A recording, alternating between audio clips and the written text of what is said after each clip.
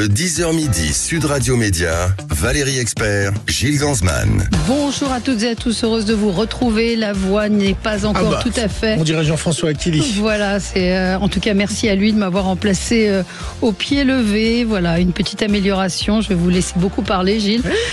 Bonjour Gilles. Petite chanson de Bonnie Tyler, non ? Absolument. Et bonjour Jonathan Lambert, bonjour. Ravi de vous recevoir. Ou bonjour Rodolphe, devrais-je Aussi, dire. ouais. Rodolphe, c'est le nom de votre spectacle qu'on va pouvoir voir sur Canal+ à partir de demain, C'est ça. 23h20. Ouais. Rodolphe, il a été capté à l'Européen en 2022 et c'est un pur moment de bonheur. Hein, franchement, Merci. vous voir sur scène Ça en peut être one-man inattendu show. parce Oui. que voilà, on n'est plus dans les personnages, on est dans quelque chose, dans un récit beaucoup plus intime et moins dans le, comment dire, il y a pas de visuel, il y a pas de, Oui, voilà, il n'y a pas pas de d'artifice, transformation je voulais un comme il y truc- avait pu y avoir chez Ruquier. C'est ça. Donc c'est à plus un l'époque. récit à la première personne où j'essaie pour la première fois de me De raconter. vous raconter, votre 16e arrondissement, Oui, de raconter votre maniaquerie pour la propreté, entre autres. Ou le spectacle que vous aviez avec les perruques aussi. Oui, voilà. Non, en fait, au bout d'un moment, je me suis dit, ça se trouve, je peux rien faire sans artifice, et j'avais besoin de me challenger sur l'idée d'écrire quelque chose qui serait uniquement sur qui reposerait uniquement sur les mots, sur le rapport être seul en scène face à un public avec rien d'autre. Et c'est difficile ou pas, justement? Ça a été comment on appréhende ça? Il y a une mise en scène qui est En fait, c'est ce que j'aime, moi, c'est que j'ai fait 4 seuls en scène, donc Rodolphe étant évidemment le dernier, et à chaque fois j'ai voulu un petit peu faire table rase de ce que j'avais fait auparavant. Je voulais pas me reposer. Perruque qui a très bien marché, j'allais pas faire un Perruque 2, je trouvais que ça n'avait pas de sens, donc j'ai fait Looking for Kim, qui était plus sous forme d'une conférence historique, un mélange de revue musical mais autour des dictateurs. Là, celui-ci, on est plus dans, comme on le disait, un récit intime, et je trouve que c'est intéressant en tous les cas de se risquer, le mot est gros, mais en tous les cas d'essayer de nouvelles choses. Ouais. Ouais, on est entre les stand-up et puis... Et c'est pas vraiment un sketch, en fait, c'est un... Moi, j'aime bien l'idée de dire que c'est, en fait, je suis chez moi et il y a des gens qui sont venus dans mon salon et je leur dis asseyez-vous et je vais vous raconter mon histoire. Et voilà. Vous avez même soif. Un moment. Et j'ai soif, ouais. Je suis chez moi, il n'y a pas de flotte. On va en parler dans un instant. Tout de suite, c'est le zapping.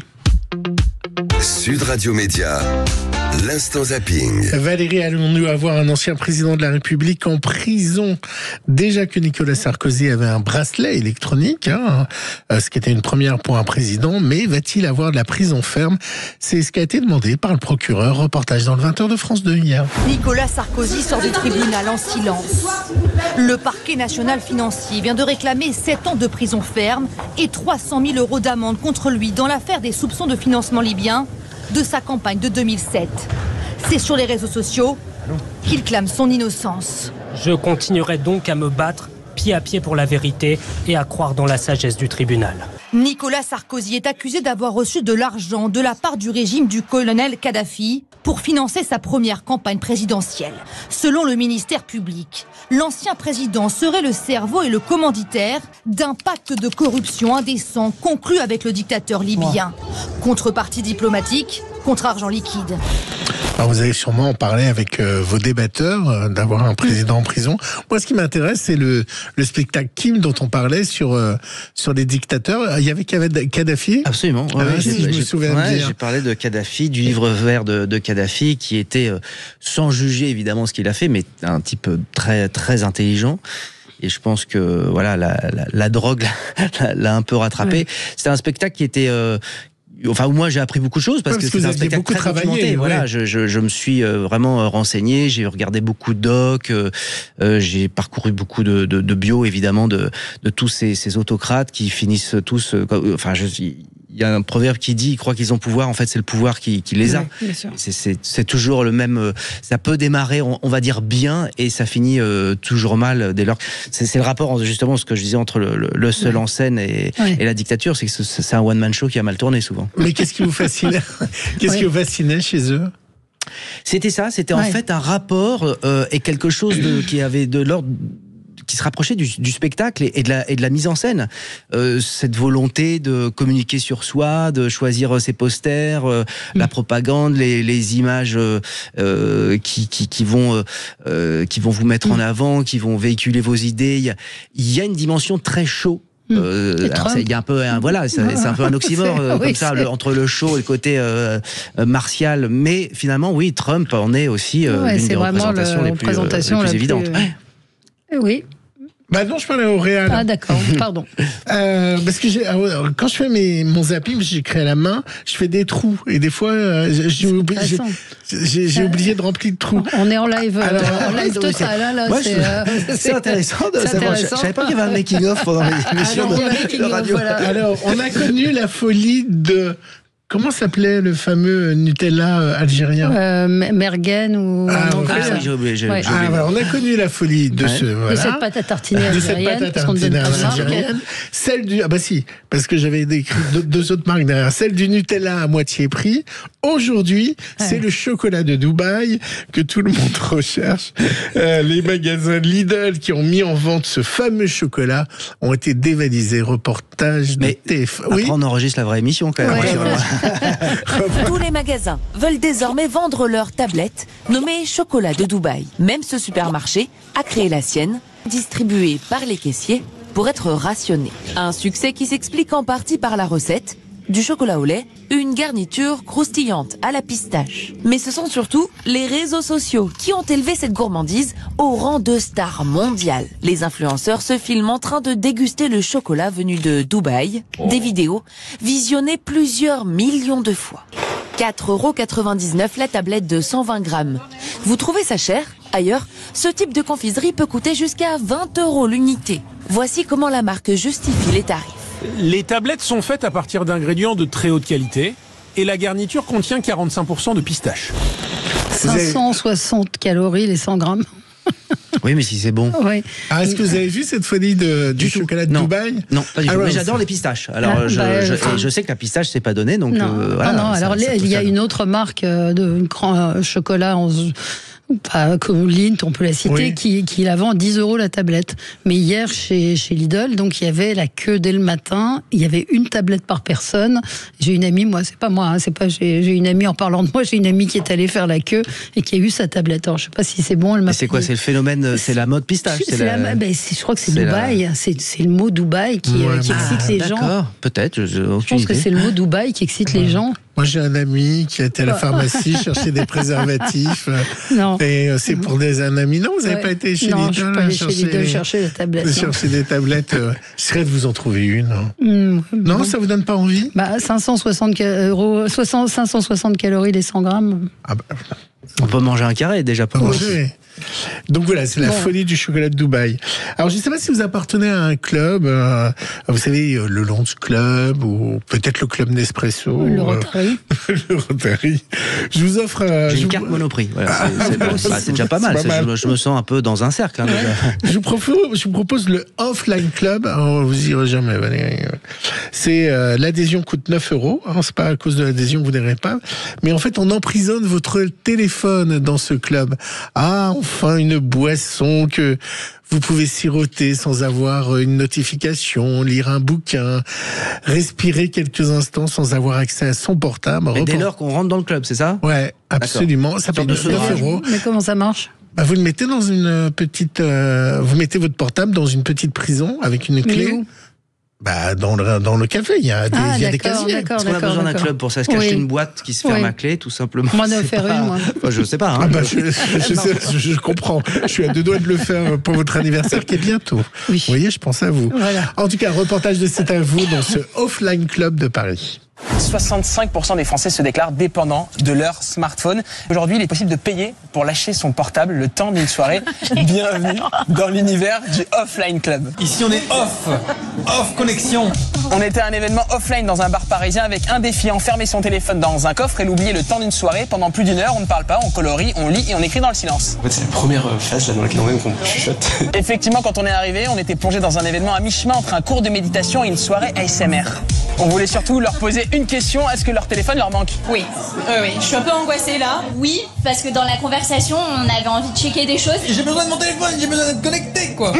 On est allé voir les gens à la sortie pour savoir comment ils se sentaient une fois leur précieux portable en main. Je l'ai récupéré, il est là. Donc vous avez compris que c'était un club sadomaso, hein, donc on paye pour se faire souffrir. Ah zut, est-ce que j'ai des notifications?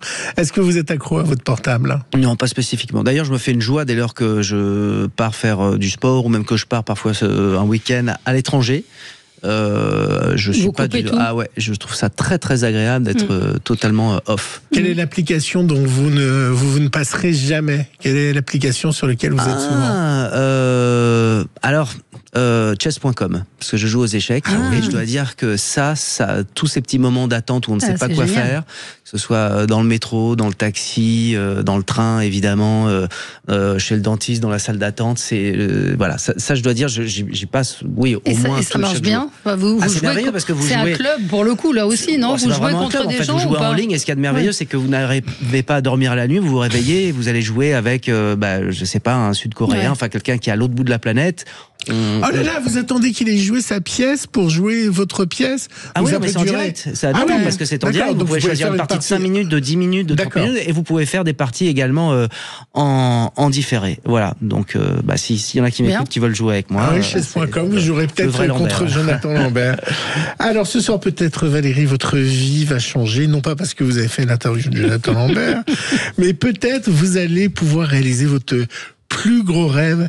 Écoutez bien, ce soir, le plus gros gain va être mis en jeu à l'euro-million. 253 millions d'euros à gagner. 253 millions, un montant colossal. Ce vendredi, tu peux gagner le plus gros gain de l'histoire de l'euro-million. C'est peut-être le moment de changer de vie. Enfin, avec une chance sur 139 838 160 en moyenne. En 2023, un Autrichien empochait 240 millions d'euros. Vendredi, c'est 243 millions d'euros en jeu. À noter que ce dernier est plafonné à 250 millions dans le cas où il n'est pas remporté. Mais bon, environ 50 millions de grilles sont attendus pour la fin de semaine, donc on devrait avoir un gagnant. Qu'est-ce que vous feriez avec 253 millions d'euros? J'imagine pas ce que c'est, mais ça me rappelle ce slogan que je trouve l'un des plus grands slogans de pub, qui était 100% des gagnants auront tenté leur chance. Et c'est vraiment, c'est de la rhétorique, c'est génial, c'est extrêmement pute, pardon, parce que forcément on se dit, oui, donc alors il faut que j'y aille. Mais je trouve cette tournure fantastique. Fantastique. En tout cas, moi, si je gagne, je viens en poussin dans le bureau de Patrick Roger. Au revoir, président. C'est vrai qu'il y a eu des pubs géniales pour le loto, ça a été très très créatif. Un gros poussin, mais. Et est-ce que ça serait un rêve de racheter un théâtre, par exemple? Non. Pas spécifique, non. En fait, en gros, si j'avais beaucoup d'argent. Si vous aviez 253 millions. Non, je pense pas que c'est le premier truc que je ferais. Je sais pas, d'ailleurs. J'étais persuadé que vous alliez me dire, oui. Non, j'ai peur de tomber finalement dans quelque chose de. C'est quand même un moteur, le fait de. Alors, je dis pas que je cherche de l'argent chaque mois, mais notre métier d'intermittent où on doit se renouveler à chaque fois, où on doit trouver de nouveaux projets, se créer de nouveaux projets, c'est un moteur. Et je dis pas que l'argent en fait partie, mais voilà, forcément, il y a une question aussi d'évidence. Peut-être quelque chose de plus facile. Une statistique qui va vous plaire, les chances de gagner au loto, sont un peu plus faibles que de mourir dans un accident d'avion. Parce que j'ai peur. Mais enfin, donc... faites les deux. Voilà. Prenez l'avion et jouez au loto. Vous jouez, vous achetez un avion et pas vous vous scratchez. Vous avez joué quand même? Non, je joue pas tellement. Non. Vous avez joué? Évidemment que je vais jouer, enfin. Ça ferait quoi? Des 200, je ne sais pas. Peut-être j'achèterai une maison. Oh, je vous en donnerai. Bon, allez. On va racheter la radio. Oui, non. Non. Hier, alors, je me suis dit quand même, c'est votre grand retour, que j'allais pas vous faire souffrir. Donc je vous ai pas mis du The Voice, je vous ai pas mis des chanteurs, parce que je finis toujours en musique. Je vous ai pas mis des chanteurs qui cartonnent sur Instagram ou autre. Je vous ai mis un petit Souchon. Ça, je sais. J'ai vu qu'ils étaient assez talents. Oui, évidemment. Je me suis dit, quand même, je vais la préserver pour son retour. Ils étaient réunis dans C'est à vous. La famille Souchon, dont on avait parlé pour leur soutien défectible pour lutter contre Alzheimer. Alain Souchon et ses deux fils, Pierre et Ours, ont donc annoncé qu'ils partaient en tournée à 80 ans pour Alain Souchon. Et il a chanté une petite chanson sur le plateau avec ses deux fils en guitare-voix. Il a traversé les vapeurs des derviches tourneurs, des hachiches fumeurs, et il a dit: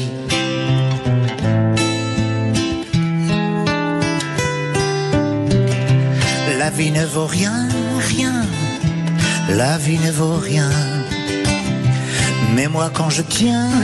Et il est en très grande forme. Je ne sais pas si vous l'avez croisé ou vu. Moi, je l'ai vu justement au gala Alzheimer organisé par Véronique de Villèle. J'ai été étonnée. 80 ans, c'est un jeune homme.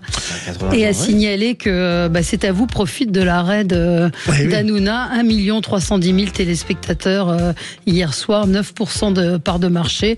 Ça a plutôt très très bien fonctionné. Et rappelons qu'on peut toujours donner des dons pour la Fondation Alzheimer. Absolument. Comme Véronique de Villèle était venue nous en parler ici. Absolument. On se retrouve dans un instant avec Jonathan Lambert pour parler de Rodolphe, spectacle inédit à découvrir demain sur Canal+. À tout de suite. Le 10h midi, Sud Radio Média, Valérie Expert, Gilles Gansman. Sud Radio Média, l'invité du jour. L'invité du jour, c'est Rodolphe. Oui, bonjour. Je répondrai. Jonathan Lambert, on va pouvoir vous retrouver demain soir avec ce spectacle inédit, Rodolphe. Samedi soir. On n'est pas vendredi. Samedi soir à 23h. On va bientôt faire l'émission. Là, on s'entraîne un peu. Samedi 23h15. Pourquoi vous me reprenez ? Non, c'est parce que... On dirait que la Jekyll un peu. Oui, c'est un peu ça. C'est demain, samedi, à 23h20 sur Canal+, évidemment. C'est accessible sur MyCanal. C'est le spectacle, c'est votre dernier spectacle qui avait été capté à l'Européen. Les critiques étaient dithyrambiques. On s'est repenché dessus avec Gilles et c'est un grand moment. Moi, je l'avais pas vu et c'est un grand moment de plaisir parce que c'est un spectacle assez différent de ce qu'on peut voir des autres humoristes. Vous avez une particularité. Oui, puis ça commence doucement. Ça commence doucement, pas trop moi où ça j'aime va, bien. Voilà. Et puis petit à petit, ça je lâche un peu plus les chevaux. Voilà. Et donc l'idée, elle est venue comment ? Vous l'avez un peu expliqué en disant que il fallait changer, mais l'idée de parler de soi, c'est pas évident. D'une part, j'avais envie de changer de mode d'écriture, puisque les précédents, encore une fois, étaient plus axés sur des personnages. Et puis parler de soi, je pense aussi que c'est venu... En fait, j'ai toujours eu beaucoup de mal à parler de moi, tout simplement, pas forcément par pudeur, mais j'avais l'impression que ma vie n'avait aucun intérêt. Et puis en vérité, en lisant beaucoup de romans, d'auto-fiction, même des choses comme ça, on se dit c'est toujours la façon de tourner, de s'approprier les choses qui les rendent plus ou moins savoureuses. Et puis aussi parce que, je sais pas, il y a un moment dans la vie, l'expérience, j'ai eu aussi quelques épreuves. Quand j'ai perdu mon père notamment, c'est des choses où on a besoin, c'est comme une catharsis, de se dire qu'est-ce que je vais en faire pour, entre guillemets, alléger ces moments-là. Et ça a été un des détonateurs pour me lancer dans cette écriture à la première personne. Et alors après, il y a une écriture quand même qui est entre les Monty Python et c'est quand même assez décalé et ça peut être déstabilisant. Oui, parce qu'il y a parfois, il y a beaucoup de, des pop-up, des trappes qui s'ouvrent pour parler de, une parenthèse, je vais parler de, que ce soit une loi ou faire un personnage quand même, ou parler au passé de mes parents. Donc, mais il y a des choses qui sont vraies aussi, et c'est ce que j'aime, c'est qu'il y a une sorte de circonvolution, pas facile à dire, qui reste. Et puis il y a des faits d'actualité qui vous ont marqué aussi. À un moment, vous évoquez Georges Tron. Oui. C'est drôle parce que il y a des choses cette comme ça affaire qui font irruption. m'avait beaucoup marqué. D'ailleurs, c'est étonnant parce que c'est vrai que c'est une affaire qui date un peu et les gens s'en souviennent. Absolument. Et pour une raison... vous dites, il serait pas appelé Tron, sans mais oui, c'est le voilà. Et cette histoire m'a toujours un peu fasciné. Ouais. Alors, et dans cette histoire, vous racontez deux parties, parce qu'il y a un premier jugement où il est relativement relaxé, puis un autre où, pour le coup, il prend une vraie peine. Ouais. Et vous vous posez une question, alors est-ce que c'est une question ironique ou vous la posez vraiment, mais il y a toujours du second degré ? Mais qui sont ces femmes qui, sur le lieu de travail, décident, tiens, j'allais me faire masser par mon patron les pieds et elles vont se faire masser. Ah non, c'était pas aussi évident que ça, parce que moi j'explique que il y avait une complice qui a engagé les employés de la mairie à y aller. Donc oui, mais pardon, la question c'est quoi ? La question c'est est-ce que dedans il y a du second degré ou il y a de la dénonciation ? Ah non, moi j'ai jamais voulu, je me suis jamais positionné comme quelqu'un qui voulait faire avancer un débat, dénoncer ou aborder véritablement des faits de société. J'ai pas cette prétention-là, j'ai pas cette ambition. Je pense que j'en ai pas les épaules. Moi, je m'amuse de situations et après chacun. Alors je m'amuse, ça veut pas dire que j'essaie de dédramatiser quand il s'agit de drame, mais c'est le principe de l'humour. C'est toujours trouver finalement un point de vue un peu décalé pour se dire. C'est comme quand je parle de la mort de mon père. On essaie de toujours trouver, c'est quand on est humoriste et quand on a ce décalage-là, en fait, c'est une sorte de porte de sortie nécessaire pour pouvoir éviter de voir peut-être les choses en face. Mais est-ce que quelqu'un dans le public qui n'a pas ce décalage peut se dire, ou qui est féministe par exemple, peut se dire oh là là, ça me choque qu'ils disent que ces femmes, qu'est-ce qui peut se passer dans la tête, parce que vous dites à un moment alors vous êtes au travail, puis d'un seul coup vous allez vous faire masser les pieds par votre patron, qu'est-ce qui peut se passer dans la tête de ces femmes? Non, c'est pas aussi simple que ça. Je vous assure, faut revoir le spectacle, et j'explique qu'il y a cette personne qui est peut-être qui justement pas, comment dire, soumise à parce que c'est une employée, de dire qu'il profite. Elle va pas se faire masser les pieds par le plaisir. Alors là, franchement, vous avez vu le truc, vous avez entre guillemets mal lu, ce passage-là, parce que c'était pas du tout. Il y avait encore une fois aucune envie de raconter ou d'interpréter les choses. Moi, j'avais lu un petit peu le rapport du procès. J'avais lu d'ailleurs aussi la plaidoirie de maître Dupond-Moretti, qui à l'époque était son avocat. Mais pas du tout. J'ai pas du tout envie de me moquer de quoi que ce soit. Moi, je trouve que ce débat, il est très bien, très utile, très nécessaire. Donc non, et puis vous savez, je suis pas connu pour être quelqu'un de. J'aime pas la provoque pour la provoque. J'aime pas me moquer des. Je pense qu'à chaque fois que je parle des choses, c'est parce que j'ai envie de m'en amuser, mais avec une sorte de bienveillance, et pas dans l'intention de faire mal. En fait, c'est l'intention qui est importante. Moi, quand on me demande est-ce qu'on peut rire, je dis, à partir du moment où l'intention, c'est juste de faire rire et de partager ça, après on peut se tromper. On peut se tromper, on peut blesser des gens. Et puis chacun a sa sensibilité. Donc, mais à partir du moment où l'envie il n'y a pas d'autre ambition, prétention que de faire rire, je pense que c'est un moment plutôt de partage. Et on doute beaucoup quand on écrit. Bien sûr. Sur le rire, vous testez sur. La sanction, elle est immédiate, mais on teste. L'avantage de la scène, c'est qu'on teste tous les jours. Ouais. Bon, quand au bout de 3-4 représentations, vous voyez que ça fonctionne pas. On dit je vais pas être têtu. Mais vous adaptez justement en cours de représentation, enfin pas de représentation, mais de tournée, de spectacle. Quand vous démarrez, vous dites ça marche bien, pas. Bien. D'ailleurs, la captation, c'était pas on a toujours envie que ce soit la dernière représentation qui soit captée, parce que forcément, on progresse. Dites que c'est qui votre public aujourd'hui? Je ne sais pas, je les vois pas. C'est vrai, ils sont dans le noir. J'essaye de. Non, c'est assez mélangé, me semble-t-il, mais je sais pas véritablement. Mais c'est des gens. Il y a des gens qui vous suivent depuis très longtemps, certainement. J'imagine. Oui, enfin, C'est Ruquier qui a été l'explosion pour vous? Ruquier, oui, m'a donné beaucoup de visibilité à l'époque où j'ai fait Perruque. En plus, c'était un spectacle qui était un petit peu la prolongation de l'exercice que je faisais à la télé. Donc, il y avait quelque chose d'assez évident quand les gens allaient me voir, ils retrouvaient ce qu'ils avaient vu à la télé. Là, c'est vrai qu'on est encore une fois dans un spectacle beaucoup plus intime, beaucoup plus... beaucoup plus personnel. Voilà. C'est ça qui est intéressant. Il y a un auditeur qui demande comment on endosse le costume de Damien Bézet et surtout comment on en sort. Ça doit être épuisant.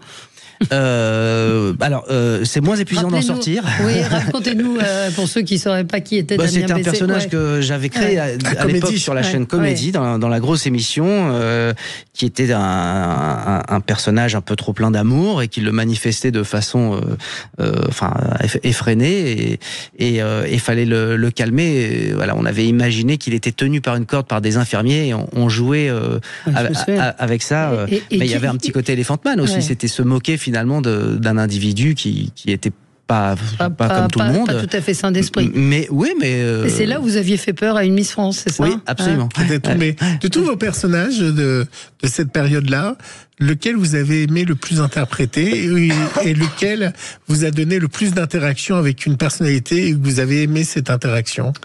En vérité, je vais vous dire, ce qu'il y a de très cool quand on fait un personnage chaque semaine, c'est que c'est une page blanche, et c'est un petit peu comme un spectacle. Moi, j'aime bien l'idée de pas me reposer sur des acquis, des automatismes, et c'était l'ensemble qui me plaisait. C'était de renouveler à chaque fois, de trouver un nouveau personnage, comment il va parler, quelle apparence physique il va avoir, et justement, je m'y attachais pas. J'étais très content de les faire juste une fois. Et alors, quand les personnalités jouent pas le jeu parce que vous étiez très bien informé et qui vous disent non, moi je sais pas, non, ça c'est pas vrai, ça c'est pas vrai. Oui, mais on est rarement tombé sur des gens qui étaient entre guillemets dans une sorte de refus de participer au truc. Il y en avait qui se laissaient plus aller, d'autres qui y participaient, mais et puis comme je le disais, il y avait toujours l'intention, c'était pas de casser l'invité, c'était pas de faire un portrait au vitriol. Ils en sortaient plus souvent grandis parce qu'en gros, c'était toi, tu es la star qui est là sur un plateau et moi il y en a deux qui m'ont marqué. Il y a Bruel avec toute l'histoire de Cadasses plus la chanson en espagnol, c'était incroyable.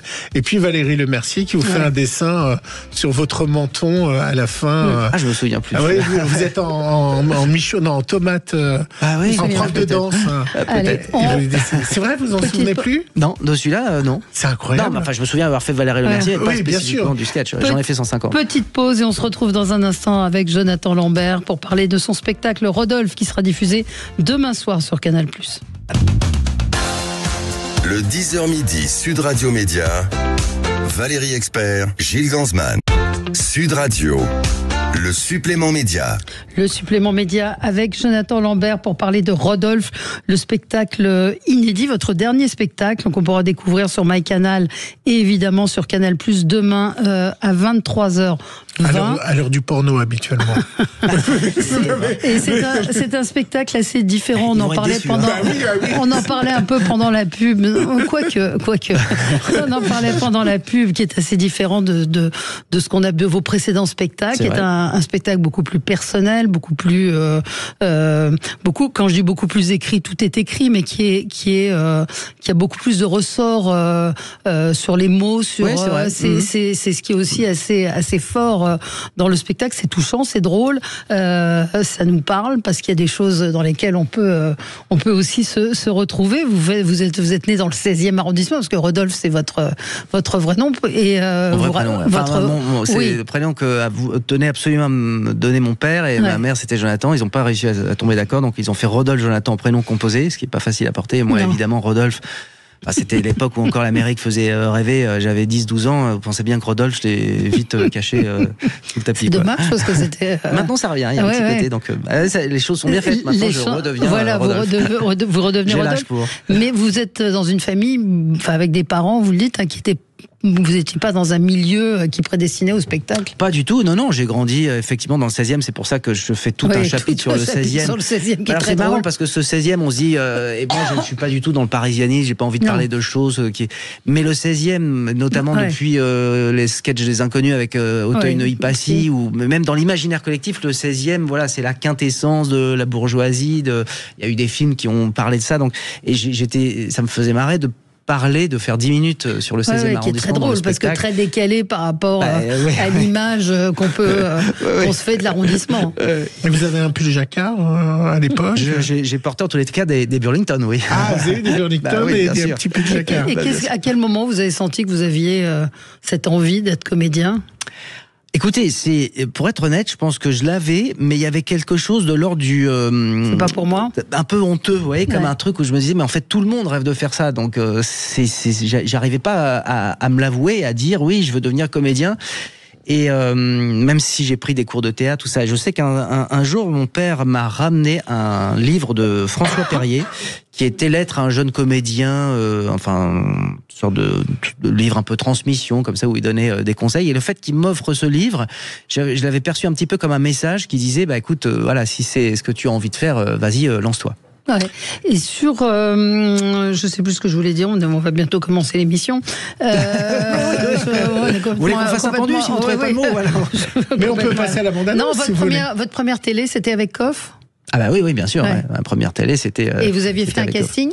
Alors j'avais fait un casting, alors c'est vraiment ce qu'on appelle la chance du débutant, parce que je passe le casting, c'était à Boulogne, je me souviens. Et je me rends au casting, on était plusieurs. Et d'ailleurs, c'est marrant parce que je suis copain avec Laurent Mariotte et on dînait ensemble la dernière fois. Et il m'a raconté que lui aussi avait passé le casting. Ah ouais, c'est drôle.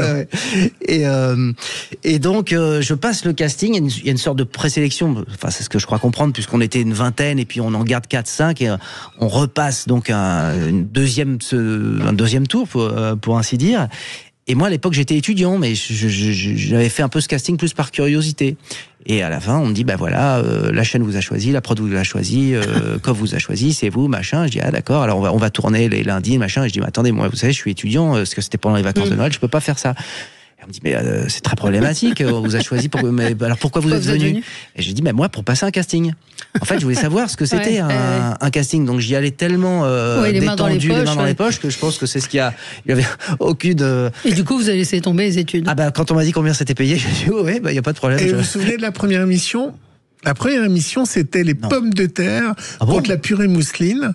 Ah ouais. Et le petit animateur que vous étiez, à un moment, il vous fait goûter une purée de pommes de terre qu'il a fait une purée mousseline, et vous avez préféré la purée mousseline. Et alors là, on a eu le droit à du grand corps. Et vous vous souvenez de cette première?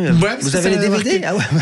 Parce qu'en fait, à l'époque, je travaillais pour une émission qui s'appelait Ligne de mire sur les médias. Ah, d'accord. Et on observait les premières et autres. De toute façon, c'était pas les pommes de terre, c'était les navets, c'était un petit peu ça. Mais c'est un très bon souvenir. Phénoménal quand même. Non, mais je me souviens de ça m'avait marqué. Mais c'était un très bon souvenir. Alors je vous ai amené un petit cadeau. Une pomme de terre. Non, j'ai reçu l'hygiène, c'est la santé. Par le docteur qui travaille au MAC de la santé. C'est livré avec une petite lingette. Et vous avez parce que je me disais pourquoi il y a une lingette. Alors, il y a plein de conseils de nettoyage des produits et autres, parce que le spectacle commence par ça. Comment créer c'est bien de avec la lingette. En plus, voilà. Vous voulez pas que je vous l'amener? Non, mais c'est bien. Il y a un donc, côté je laisse Valérie sur le fait que vous êtes passionné de ménage. C'est vrai. J'en parle beaucoup dans le spectacle. Voilà, et ça commence par un petit film où vous êtes petite séquence, où vous êtes en train de faire vos courses. On peut peut-être écouter la bande-annonce du spectacle. Je m'appelle Rodolphe Jonathan Lambert. Mes deux passions dans la vie sont le ménage et l'eau de javel. Mais je suis un dingue, je suis un maniaque. Même ma femme, je la touche avec des gants. La satisfaction. Et je pense que quand Mick Jagger écrit I can get no satisfaction, c'est parce que ce jour-là, il n'arrive pas à venir à bout du fond d'une putain de soupière. Le seul en scène le plus intimiste de Jonathan Lambert. Rodolphe, seulement sur Canal+. Alors ça pardon, mais parce que quand je parle de la satisfaction, c'est qu'effectivement il y a un sonore, une archive de Marlène Dietrich. Parce qu'on a tous, en vérité, une vraie névrose, en tous les cas, un rapport au ménage. Soit c'est quelque chose qu'on repousse totalement, soit c'est quelque chose, c'est une histoire d'amour, avec les gants Mappa et les éponges. Et Marlène Dietrich, j'ai retrouvé cette interview où, quand même, Marlène Dietrich, on est dans la quintessence de la star. De l'élégance. Et elle explique pourquoi elle aime faire le ménage. Et c'est dans le spectacle. Et c'est très intéressant parce qu'effectivement, il y a un cheminement psychologique qui l'explique très clairement, et on ne peut que lui donner raison. Elle a la satisfaction de voir les choses devenir propres, et l'immédiateté.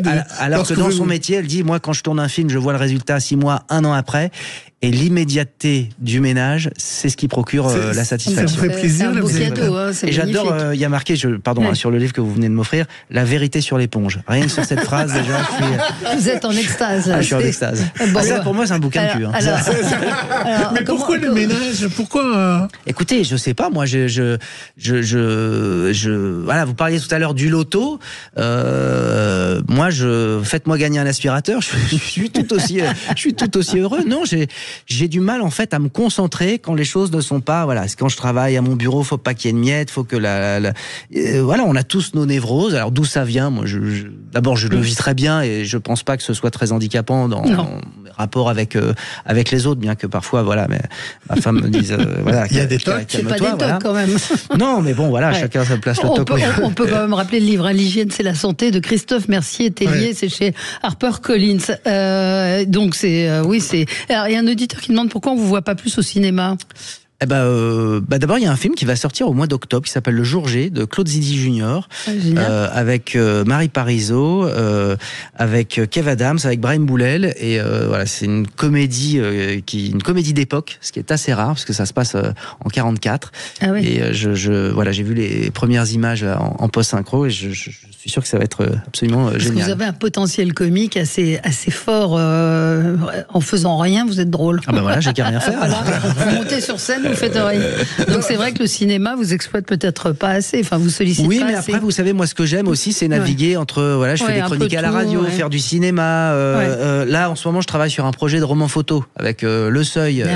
Donc c'est une liberté qui est extraordinaire, parce que tout d'un coup, vous pouvez partir, vous pouvez écrire un petit peu ce que vous voulez, faire venir les copains pour faire des photos, Et voilà, et là il y aura beaucoup d'absurdes. Alors on vous a vu souvent dans... Et pas mal de ménages aussi. Et on vous a souvent vu devant les émissions, avec les émissions d'Arthur. Je me suis demandé, mais j'ai pas le souvenir, vous avez pas fait LOL. Le nouveau LOL démarre dans 15 jours. Non, est-ce que c'est quelque chose qui vous plairait? Quel regard vous avez sur ce genre d'émission? Eh ben écoutez, alors je vais être très honnête, je ne l'ai jamais vu. Voilà. Oh. Non, je vous assure. Non, parce que j'ai pas Prime, donc tout simplement. Mais vous êtes radin, vous dites. Vous êtes très radin. Non, mais alors. Dans le spectacle, vous dites quand on le dit, c'est qu'en fait, on l'est pas. Non, mais.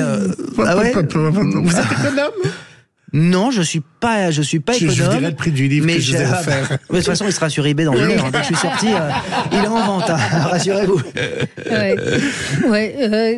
Donc oui, LOL, quel regard vous portez sur... Mais moi, je trouve que toutes ces émissions-là, faire rire, c'est le sens de... Enfin, tous les gens qui y participent, c'est notre envie. Donc après, évidemment que je serais partant. Vous ont pas appelé?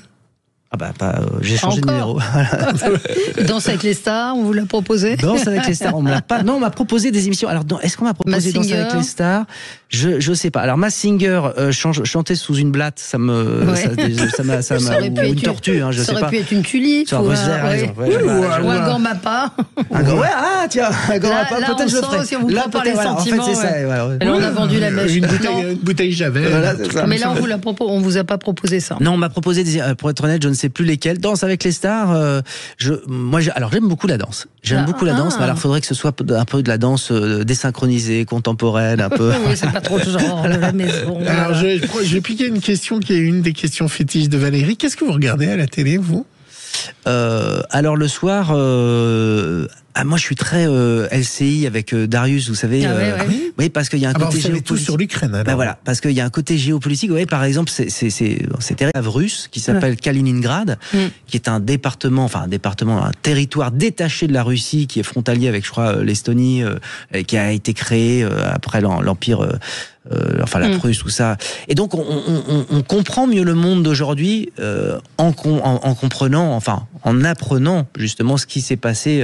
C'est un peu cliché ce que je dis, mais ça permet de réviser pas mal de choses. Ouais. Donc, chaîne d'infos.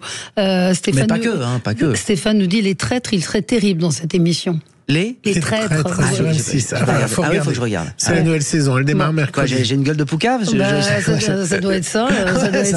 On va recevoir Francis Huster mercredi. En tout cas, c'est Rodolphe qu'il faut regarder demain soir sur Canal+ à 23h20. Rodolphe, c'est votre dernier spectacle qui a été capté à l'Européen en décembre 2022, mais c'est un spectacle, franchement, on y prend énormément de plaisir et puis c'est accessible sur MyCanal. Merci à vous. Et puis, vous travaillez déjà à un nouveau spectacle? Non. Alors, pour l'instant, je vais être très honnête. Je travaille sur notamment ce roman photo. Ce roman photo, un autre projet de scène, mais plus théâtre. Voilà, il y a plein de projets. Ouais. Et on est content pour vous et on était ravis de vous recevoir. Merci beaucoup, bon week-end. Merci à vous. À très vite. Et nous, on se retrouve tout de suite. Sud Radio, votre attention est notre plus belle récompense.